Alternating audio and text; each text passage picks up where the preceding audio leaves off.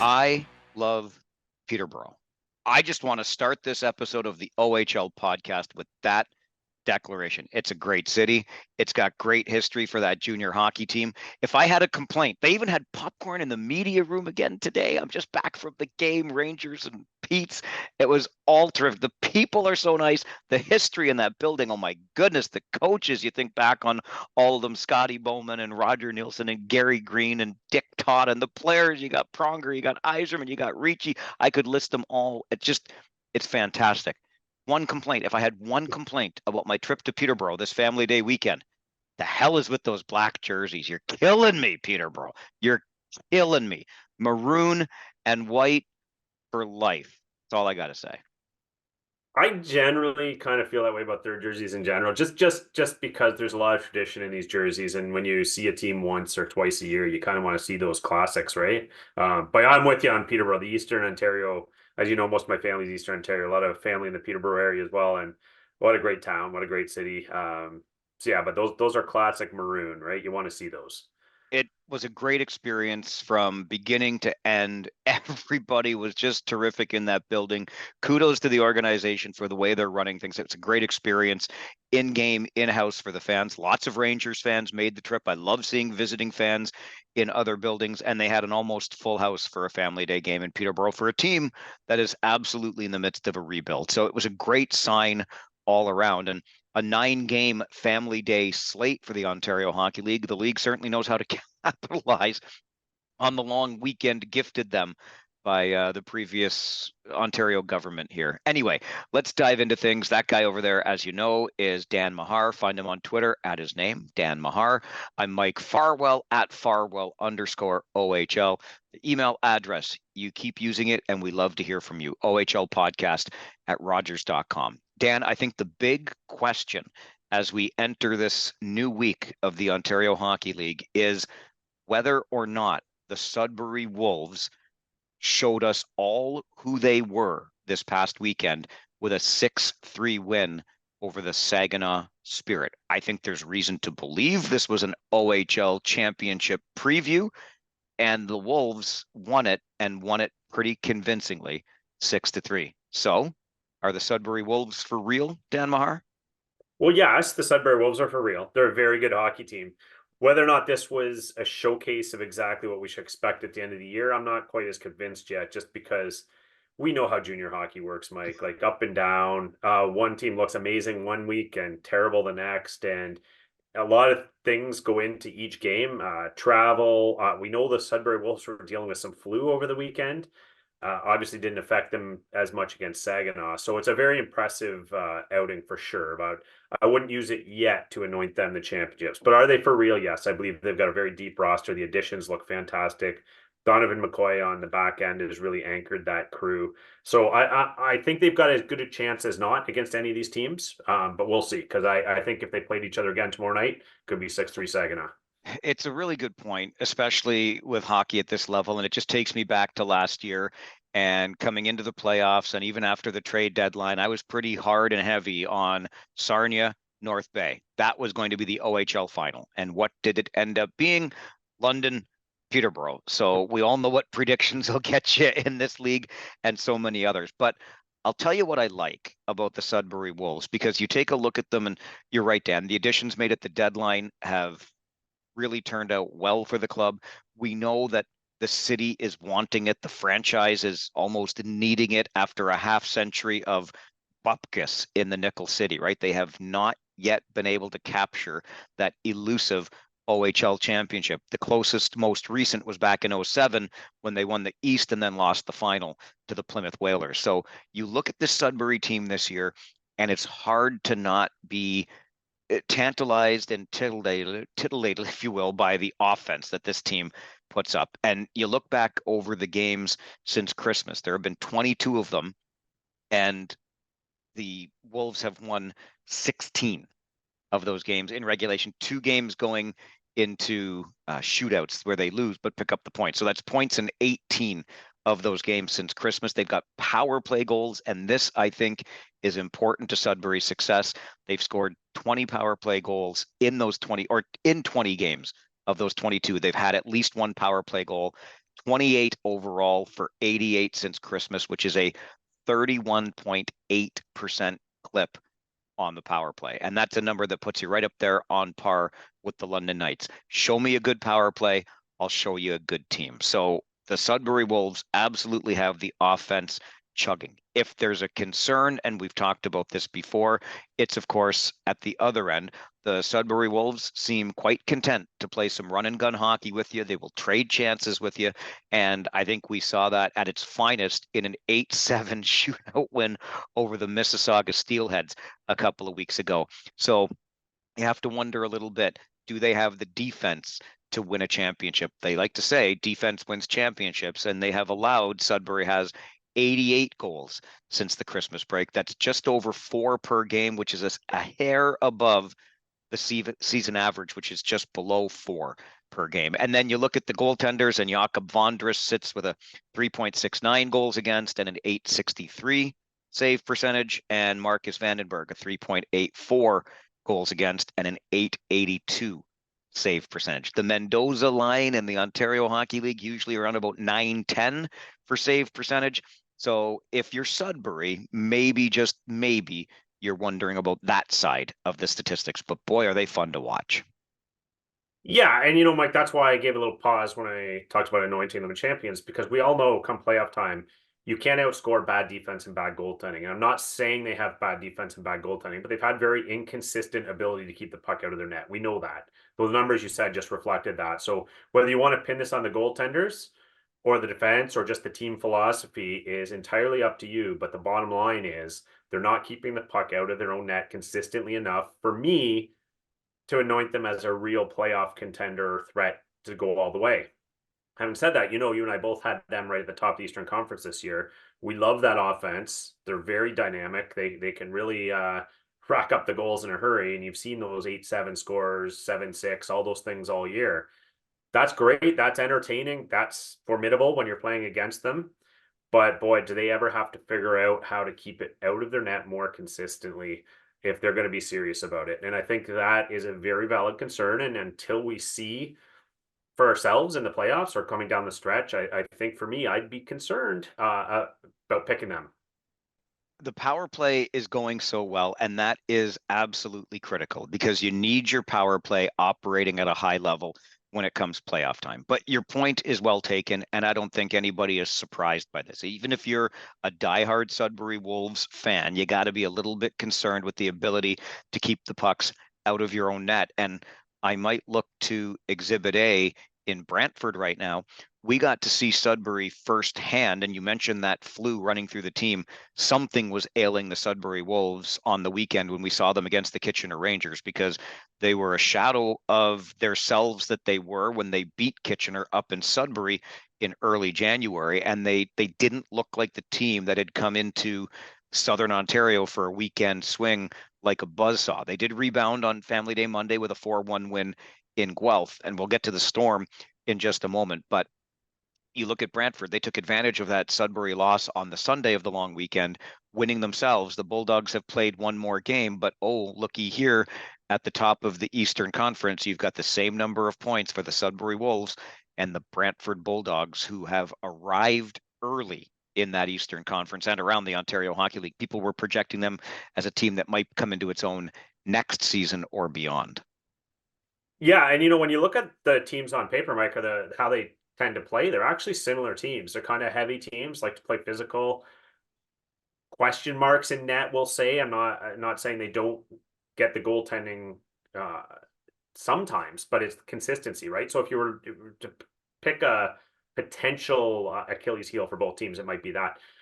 Brantford, I would argue, has been getting a little more consistent effort over the last several weeks, and they're making the most of the talent they have up front. They're still playing that heavy game, and they're starting to get some saves too. But I would say that both those teams have the similar philosophy in terms of how they're going to win in the playoffs. It's just, can both of them get the saves they need when they need and keep that puck out of their net? And right now, the answer for Brantford certainly is yes.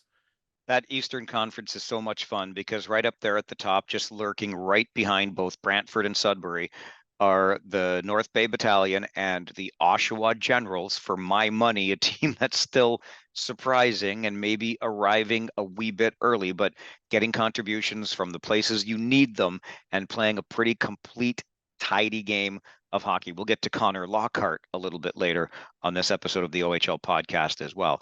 Let's move over to the Western Conference, though, and I alluded to this a moment ago. Dan, you have the Guelph Storm in your crosshairs for the opposite reason that we're talking about the Sudbury Wolves. Those teams just having met on this family day as we record this episode. Sudbury wins and wins pretty handily, 4-1. The Guelph Storm now in their past 10, 1-7-2. Yeah, they're a puzzle to me a bit, Mike, because you look at, I mean, there's certain things that aren't puzzling. Losing Michael Bushinger, obviously a huge loss for that team, driving the play from the back end.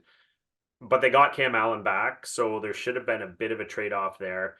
I know they were getting kind of all-world goaltending from Gillespie most of the year, so you started to worry, well, if they don't get that extra save or two a game, are they in trouble? I've watched this team a number of times, Mike, in the last month, and they don't look, they're not getting blown out. They're not getting decimated. They look like a team with some structure, just a little bit loosey-goosey. They're giving up that grade A chance once or twice a period more than they need to, and they're not quite putting it together on the attack like they're capable of. That dynamism up front doesn't seem to be there. Some solo dashes, a lot of lost pucks on the rush. So they're not scoring enough, I would say, in general, and just finding ways to lose right now. So I don't think all hope is lost there by any stretch. I think this is a team that could flip the switch pretty quickly because of that. They've got some veteran presence. They've got some ability. They're not getting killed. It's just they're on the wrong side of the ledger a lot right now. But it's got to be troubling for a team like that when you see the losses starting to pile up in this stretch, because they're losing a lot of different ways right now, Mike, and it can't really be reassuring for that coaching staff. Yeah, and I might add to that that they're losing in ways that they were probably winning earlier in the season where they would win a whole lot of one goal games. That, of course, is testament to what you talked about with the sort of all world goaltending they were getting from Braden Gillespie, who had played almost every game through the first 30 or so. Damian Slavic hardly ever saw a start. Now you're starting to see more of Slavic as the team tries to find its way. I give them a little bit of a mulligan in the Michael Poitras department, because I think that left them kind of dangling in the breeze, weren't sure what was going to happen. Does he come back? Does he not? Obviously, we know that ship has sailed. But you talked about goal scoring. Only 159 goals scored by the Guelph Storm this season. That's second lowest in the league. Only Peterborough has scored fewer. So it's a tough spot. And obviously, the opposite of what we talked about with Sudbury. If you're not scoring, you're going to need that all-world goaltending. You're going to need things to go pretty much perfectly night in and night out in order to pick up victories. And the fulcrum is just kind of tipped in the other direction on the Guelph Storm. You mentioned Cam Allen coming back and then Bushinger going out. And yes, you've got two solid defensemen there. Obviously, you'd love to have them both in the lineup at the same time, but don't underestimate the impact that Michael Bushinger, the St. Louis Blues prospect, has on the power play. He's been missing now for 12 games, and over those 12 games, how about just 3 power play goals for the Guelph Storm? Their power play clipping along at a pretty pathetic, frankly, 5%. That's how much they miss Michael Bushinger as the quarterback on the power play. So in the Western Conference right now, where you've got some top heavy teams in Sault Ste. Marie, Saginaw, London, etc., it is tough sledding when you can't score goals. And the Guelph Storm just keep finding themselves on the wrong side of those results. The one win, I mentioned the goal scoring troubles, only scoring more than Peterborough. The one win in their past 10 for the Guelph Storm came against the Peterborough Petes, who also have just one win in their past 10 games. So I think that tells a whole heck of a lot of the story right now in the Royal City. Well, Mike, you know I'm a Habs fan, right? And the Guelph Storm kind of remind me a little bit of the Habs. When you're not scoring enough and your special teams aren't functioning, it's just the margin of error isn't there, right? So that one goal that ends up in your net, or 2 goals in a game that end up in your net, are critical. You're not a Sudbury Wolves where, oh, we're down 4, let's score 4. You can't do that. So those little things start to get in your head as well. And so it doesn't take much for the ship to start sinking. And getting it back on track is tough when you don't have the firepower to just come out and steamroll a team. So step number one, you just referenced, they got to get the power play on track. 5% isn't going to do it. They got to get that net front presence, get some of those dirty, grimy goals. You see players like Nemesnikov bringing it every shift. They got some skill there. A guy like that's going to have to break through for them consistently on the score sheet, because if you don't score enough, it's really hard to break out of these things. So I don't think like I said, not all is not lost. They defend well enough. They have enough structure that come playoffs that should work in their favor when the scores drop. But yeah, there's a few things they could work on right now to get out of this slump, and getting a few more goals is one of them. So Sudbury's really rolling in the East. Guelph is really struggling in the West. Just a couple of the highlights from this past week in the Ontario Hockey League. Of course, I would argue one of the biggest questions, along with what we already answered, have the Sudbury Wolves arrived? Was it a statement win over Saginaw this past weekend? The other big question on fans' minds in the Ontario Hockey League is how many games is Sawyer Bolton going to be suspended for this time? The Knights' incredibly impressive run that we talked about last week, 23 games without a regulation loss, 21 victories, 2 shootout losses, came to an end with a resounding thud on home ice when the Sault Ste. Marie Greyhounds came into Budweiser Gardens and laid an 8-2 whooping on the hometown Knights. But in the final 5 minutes of that game, Sawyer Bolton instigated a fight with Matthew Virgilio of the Sault Ste. Marie Greyhounds. Bolton currently suspended indefinitely. He missed the other 2 games for the Knights on the weekend, both of them wins over Owen Sound and Windsor. But again, the question remains, how many games will Sawyer Bolton be suspended for? You want to start on this one, Dan? Yeah, okay. I know based on what I saw generally in the sphere of social media, some of the reaction from London and non-involved markets, I'm going to swim a little against the stream there. Lon said I didn't see the infraction. The other guy dropped his gloves first. I'm gonna call shenanigans on that.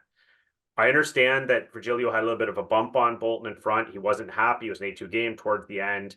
And yes, Virgilio technically dropped the gloves first, but come on, that was an aggressor. Bolton went right after him. A few glove punches to the head, a mauling. He wasn't giving him much chance there, but to fight a younger, smaller player who's not a fighter.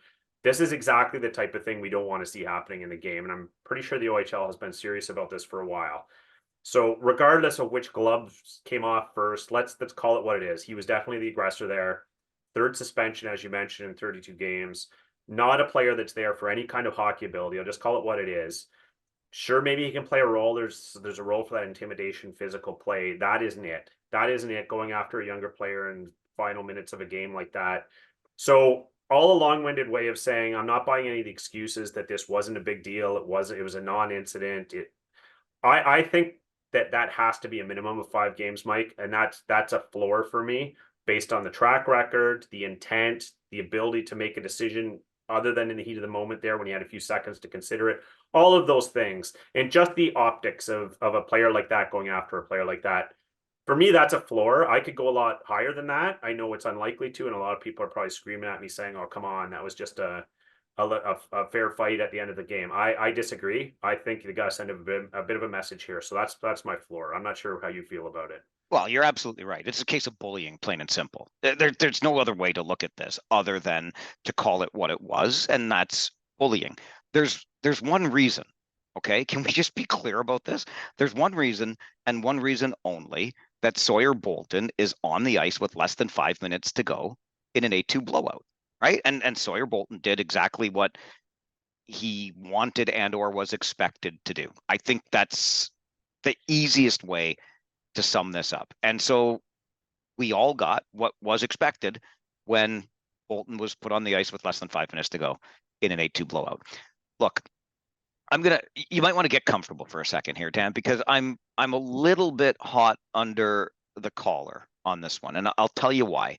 Let me start with a shameless plug. So it was about a month ago, and I was up in Sault Ste. Marie, and I do these weekly videos called Fridays with Farwell. There's the shameless plug. If you don't watch them, check them out on our YouTube channel. I would certainly appreciate the attention paid to them. I just like to look at what's going on around the league. And about a month ago, while I was up in the Soo, getting ready for a game, I took into account some things that had been happening in the league recently, which was a couple of London blowouts over the Kitchener Rangers. The second of those games was just a complete gong show.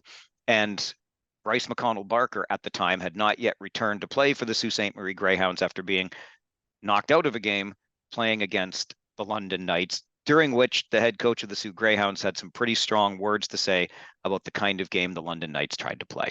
So I put that into the video, and all of a sudden, and I'm not kidding about any of this, I was the London Knights PR firm of Payette LFP was set upon me to check with my employer if they condoned my anti-London Knights rant, which, first of all, the PR firm of Payette LFP didn't even know who my employer was. In case anybody's wondering, I work for Rogers Media. I host a talk show every day for 4 hours. I broadcast Kitchener Rangers games. I am thrilled to be associated with the Rangers. I have nothing but time for the team in the city where I grew up. They've been nothing but great to me over the years, but they don't sign my paychecks. And I would hope to never embarrass them. I hope that I didn't, but literally my job day in and day out is to generate conversation, to have an opinion on things. And the opinion I shared on that video about a month ago was simply looking at things that had been said by coaches in the league, games that had been played by the London Knights. And I suggested that they played a very physical, in your face kind of smash mouth style of hockey. They've got almost 900 penalty minutes so far this season. No other team even has 800 yet. Decide for yourself how you interpret those numbers. Nobody is calling players names. Nobody is calling people out. Nobody is saying players are bad players or anything like that. We're just pointing out the style of play. And I suggested at the time that it's an antiquated style of play. You used the words moments ago, Dan, that this is not the kind of activity or actions that the league wants in the game today. And we've seen that. Sawyer Bolton has already been suspended twice for a total of 12 games. He's missed 2 already on this latest indefinite suspension. It's an automatic 2 games if you instigate a fight in the final 5 minutes of a blowout. So look at it. 14 games suspended, only 32 games played. There's only one way to look at those numbers. Sawyer Bolton is brought in to play a certain kind of role. That's fine. It doesn't make him a bad person. I'm not saying anything about the kid. I'm just saying the numbers tell us a story. So to the London Knights, if this makes you want to put your PR firm out to go after people that make comment because you're uncomfortable with the commentary, then change the narrative yourself. Like this, I get circling the wagons. I get protecting your players. I get not wanting to have bad things said. Well, people are only pointing out what is painfully obvious here. And that is that you want to play a game with a physical edge, maybe walking right along that line, sometimes crossing over the line, the intimidation factor. It's obviously working. The Knights went on a 23-game unbeaten in regulation run, 21 wins, 2 shootout losses. We've already talked about that. Great. It works. If you don't like what people say or how it's being interpreted, you have the power to change it. I get so frustrated by this. Nobody's saying they're bad kids. Nobody's calling them names. Nobody's doing anything other than pointing out what's obvious to everyone. The numbers are there. I'm hearing at this point what we might end up with at this time of the season is a number of games suspended equal to the number of games remaining on the London Knights schedule. I don't know what's going to happen, but I think 5 would be getting off lightly in this case. Again, there's one reason and one reason only that Sawyer Bolton was on the ice with under 5 minutes to play in an 8-2 game where your team is losing. That's it. So I'm waiting for my next message or my employer's next message from Payette LFP, the PR firm of the London Knights. Fine, bring it on. If you don't like it, change it. You got just change it because it's ridiculous. And the league, by the way, by suspending Sawyer Bolton for his actions, and I'll point out, by the way, I defended him in that staged fight suspension with Jackson Stewart and Owen Sound. I thought that was a goofy suspension, but that's ancient history. If you don't like the narrative that's out there, just change it. It's that simple. Otherwise, this is the way you've decided to approach the game this year. Good for you. It's working. That's great. Own it. Simple as that. I that was long. Send me an email. I don't care anymore. I'm so frustrated by this. I'm so frustrated by this. Yeah, well said, Mike. There's not a whole lot I can add to that. And the only thing I would add actually is we try and be fair. I try and take the biases and emotion out of these things and judge them for what they are. And I think, as you know, as a Kitchener Ranger supporter and a Montreal Canadiens supporter, I love Arbor Jackeye, one of my favorite players to come through in a long time. He had a few blips on his record here where right away said, you know, you can't do that. That's a suspension. Like, you got to call it for what it is. And I would argue that if that was Arbor Jackeye in a Kitchener Rangers uniform doing that exact same thing to that exact same player, that would be my reaction. Is you can't do that. We don't want the league having optics like that of a player effectively bullying a smaller player who's not a fighter in a situation like that. And there is no excuse for that. And I would suggest that anyone, regardless of who you are, if you're being honest with yourselves, you'd acknowledge that too. The league can't have this type of thing happening. And Sawyer Bolton knows that. I'm sure he's a great kid, but he knows that. He knows you can't do that. And he knows when he does something like that, he's going to get suspended. And based on the track record. So, Mike, if that's what we're hearing the suspension might be, I mean, I can't argue with that. I think that there's a track record that can't be in the game. I know no one was hurt. I know Virgilio dropped his gloves, yeah, yada, yada, yada. But it's just not a good look for the league. It's not something anyone wants to see happening, regardless of what jersey they're wearing. Good on the league if they come down hard on this. Well, and the league has already made it clear, again, by 14 games and counting, depending on if anything gets tacked on to the 2 games that have already been served. So 14 games and suspensions against 32 games played. The league is different now. You don't have to like it, and that's fine. Again, London has proven they can be successful even with a player on their roster that's been suspended for almost half as many games as he's played this year. Fine, but don't shy away from it. Don't hide it. Nobody's calling names anybody. Nobody's saying that these are bad kids. We're just saying this is a style of play that has been brought back into the league. The league is saying we're not comfortable with this. Just look at the number of games of suspensions, and I guess we'll see where this one goes from here. How many more than 2 games will be added on? I'm sure we will find that out very early this week, if not by the time or the day that this episode drops. All right, a quick break. We still need to talk about Connor Lockhart, whose 8-game suspension is over. Does the Ontario Hockey League need to consider some sort of long-term injured reserve to help teams that are struggling to get goaltending with not enough cards to sign players to? And who is going to be the next commissioner of the Ontario Hockey League? Plus, our prospects of the week still to come on this episode of the OHL podcast. All right, Dan, we've talked about Sawyer Bolton and the suspension that is coming his way. We both anticipate it'll be much longer than the 2 games already served for that instigating of a fight in the final 5 minutes of a blowout.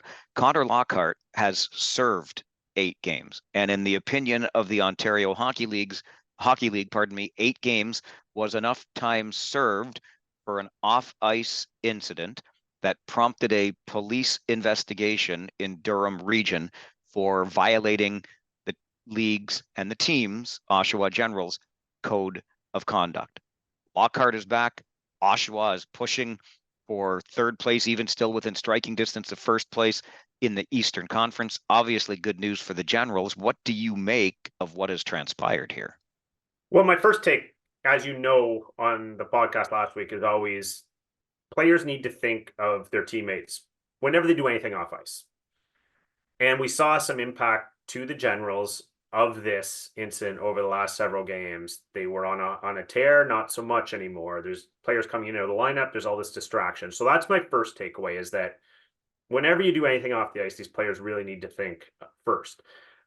Specifically on Lockhart, obviously we've all heard the rumors. Well, I don't want to share them here for obvious reasons. We don't know exactly what it was.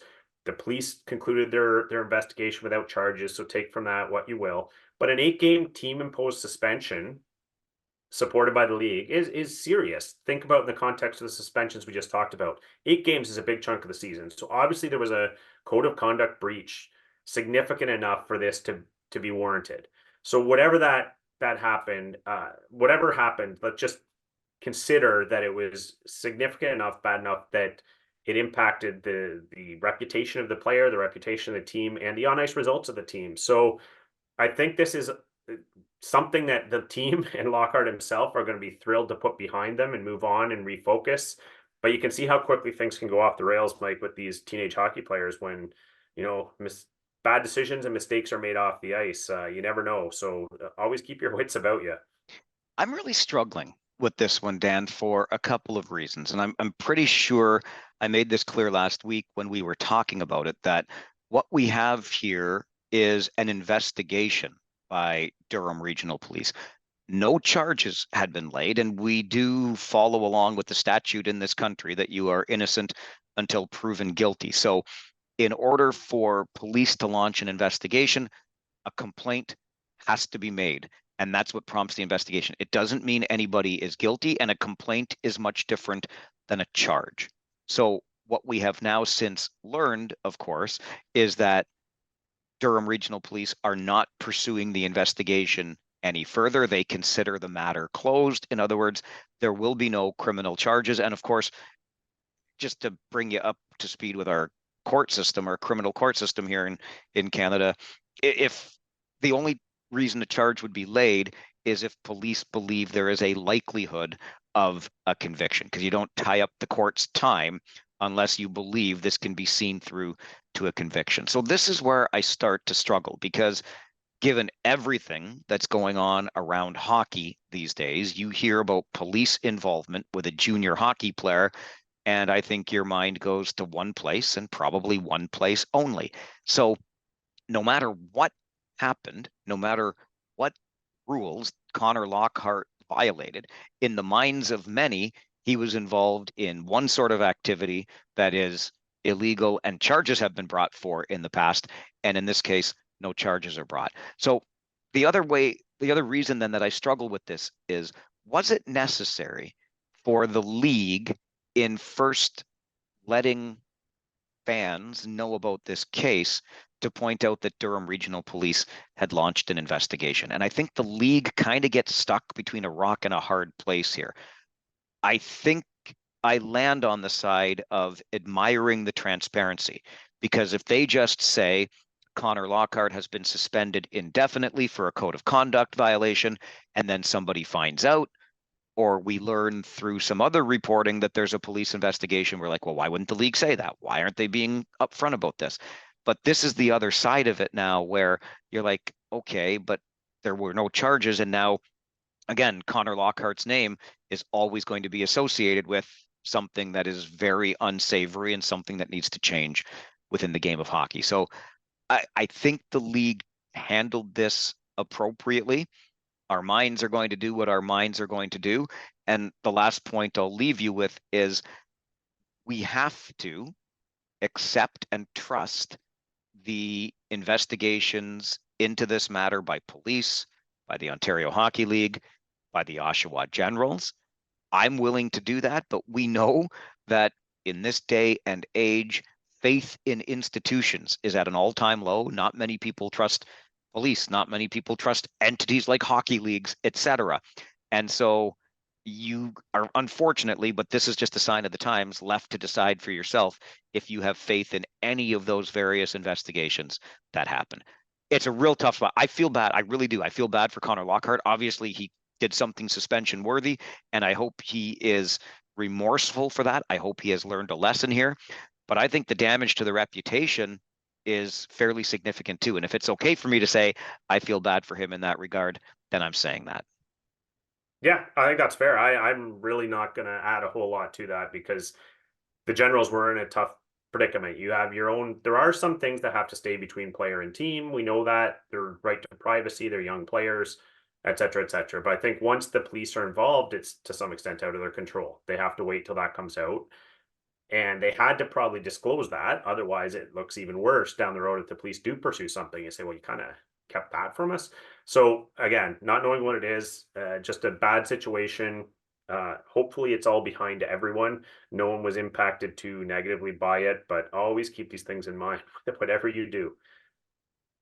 Yeah, and let's keep in mind too, something that you said that really resonated with me, and that is, let's start modeling and holding up for our role modeling the good humanity, the great things that we hear about in this world, in this game, etc. And hopefully we start talking more and more about that. It's not to ignore the bad stuff. It's just that if we're role modeling the really good stuff, then maybe that's what we continue to try to emulate moving forward. Got a question from Greg via Twitter, actually, or X at Farwell_OHL.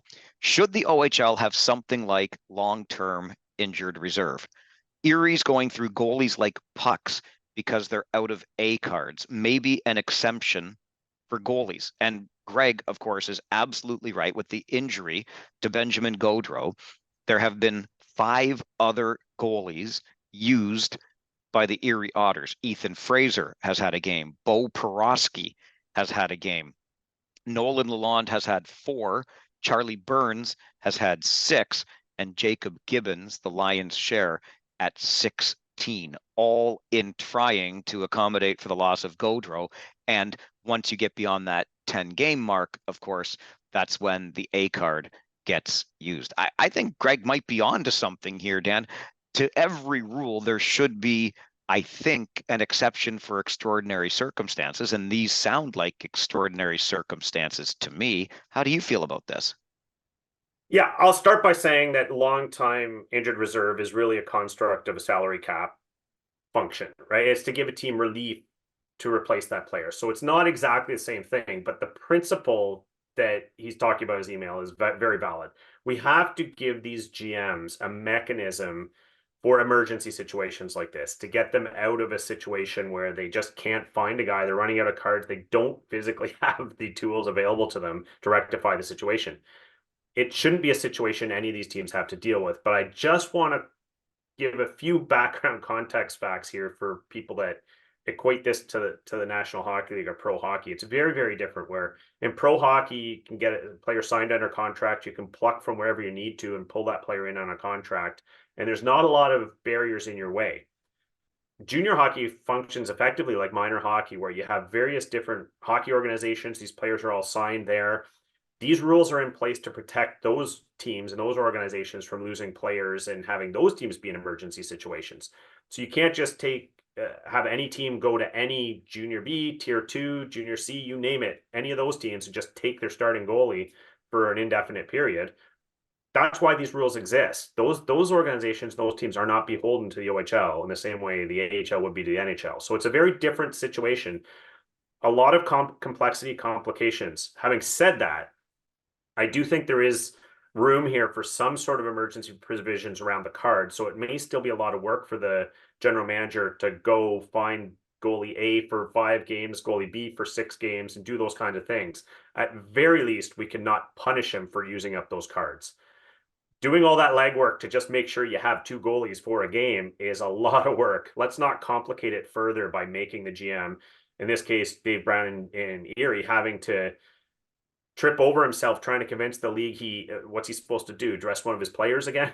So I think we want to just be reasonable here and give them some kind of out for these situations. Maybe it comes with a medical report that says, yeah, this guy can't go. There's a reason here why we need to do this. But yeah, don't tie the hands behind the back when the feet are already tied. Let's give him something to work with here. Yeah, of course, Sherry Basson famously dressed Connor Crisp for a game in Niagara many, many years ago. Connor's been on the podcast, by the way. You can go back and listen to the episode.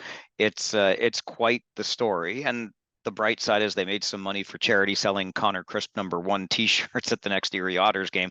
But it's not a situation that anybody wants to find themselves in. Frankly, as you've already alluded to, Dan, Dave Brown has far better things to do with his time than go through these gymnastics to try to get goaltenders so that you're not dressing a player, heaven forbid, and not burn cards that you don't have. So I think the point you made around in exceptional circumstances, and you can figure out what the parameters are around those circumstances, but don't punish by use of a card a team that is in desperate need of finding goaltending when something like this happens. To me, Greg, you're onto something here. Great question. And let's hope this comes up at the Board of Governors meetings this offseason under the new commissioner, and they can maybe figure out a way forward, because this is a really tough situation for the Otters to be in, and I think some sort of exemption would make a lot of sense. Real quick on that point, and the reason I mentioned who is going to be the next commissioner just before we got into this second segment of the OHL podcast this week is because it was a conversation that came up around Peterborough when I was there on Family Day Monday. And let me put it to you this way. I mean, I don't know for certain yet who is going to be the next commissioner of the Ontario Hockey League. What I am confident in saying with certainty is that it's not going to be any of the people you think it's going to be. And if I can just leave that as not being too cryptic, I just, unless you're thinking of someone that I've not thought of before, but I think there are some familiar names that have been kicked around, and I'm fairly confident in saying it won't be any of those names that have been kicked around. And I'll just leave that right there. But I think there's a real opportunity here, and I'm curious, based on what I'm hearing, what direction the league is going when it comes to the new commissioner. Are we going to get something completely out of left field? A woman, why not? Like, I don't know, but I think we might find ourselves, I think it's likely we will find ourselves surprised when that announcement is made. I don't know what you're hearing in this regard, Dan, but there was a lot of fun while we're eating popcorn in the media room in Peterborough this weekend. Whenever you have a job opening at this magnitude, at this level, the search committee always has a few criteria that they're looking for in a candidate, and they prioritize certain things. And it sounds like those priorities may have shifted from, I would say, the last time they had a search like this, but when was that? The 1600s or something. So it's probably not even relevant. But there is obviously a set of criteria they've set aside, and it'll be really interesting to see, based on the candidate who is selected, what those criteria were. All right, time for us to get to our prospects of the week. Who you got for us this week, Dansky? I had a tough time because I had about 5 or 6 names, Mike, all of whom were probably worthy. I ended up landing on a guy playing on those Sudbury Wolves who I think is kind of flying under the radar right now, and could be a very good pickup for an NHL team, and that's Nathan Villeneuve. And the reason I chose him, Mike, is finally got to see him play a number of times in the last little while. Heard great things about him coming into the OHL as number 3 overall pick. A lot of skills in his toolbox, we'll say, but kind of reminds me a little bit of Owen Beck in some ways. Same setup on the draws, strong skater, good wide stance, can do the 200-foot game, a little bit of physicality there, got some finish, can play make. He kind of all-around package, is not going to necessarily blow you away in any one skill set, but pro game written all over him. You watch him play, just pro game, pro game. Yeah, that guy's going to play pro somewhere. And just 17 years old in this league, Mike, flying, I believe, around low 50s now, ranked in central scouting's rankings for North American skaters. So, fourth roundish in terms of where he might be picked right now. I think that's going to be a steal if he goes there. I expect him to ascend the ranks and be picked a fair bit higher than that on draft day, Mike. But who you got? It's so interesting here because I felt like I was so biased coming into this episode. I had wanted to talk about the Sudbury Wolves because of how they're playing, and I too had a bunch of names, bouncing around, Zane Perek among them, but too easy, right? And I also went back to the Sudbury Wolves, and for a second here, I thought we were going to have the same guy, but we don't. This one a little further off the radar maybe than Nathan Villeneuve, but I'm going with Kieran Walton. The hat trick, his second career hat trick, came on Friday night versus the Saginaw Spirit. And that's why he also picked up an assist on the weekend. So a 4-point weekend in 3 games for the draft eligible forward from Sudbury. And I just like when guys rise to the occasion. And frankly, if you're scoring 3 in what was arguably the biggest game late in the season for the Sudbury Wolves, I'm going to give you a nod. I'm not saying he's a top 3 round guy, but I'm saying Kieran Walton is a draft eligible prospect that absolutely caught my attention this weekend. And for that reason, he is my prospect of the week. So the Sudbury Wolves getting a lot of love this week on the pod. I don't know. I don't even get to go back there this year. Come on. Well, I see the New York Rangers this week dressing 2 6'8" forwards on the 4th line. So there's a place for the Waltons in the near future, I think, when you got that kind of size going in your favor already. But I don't want to diminish him to just his size. Obviously, there's some scoring ability there as well. And so, yeah, another player I expect will hear his name in the NHL draft for sure.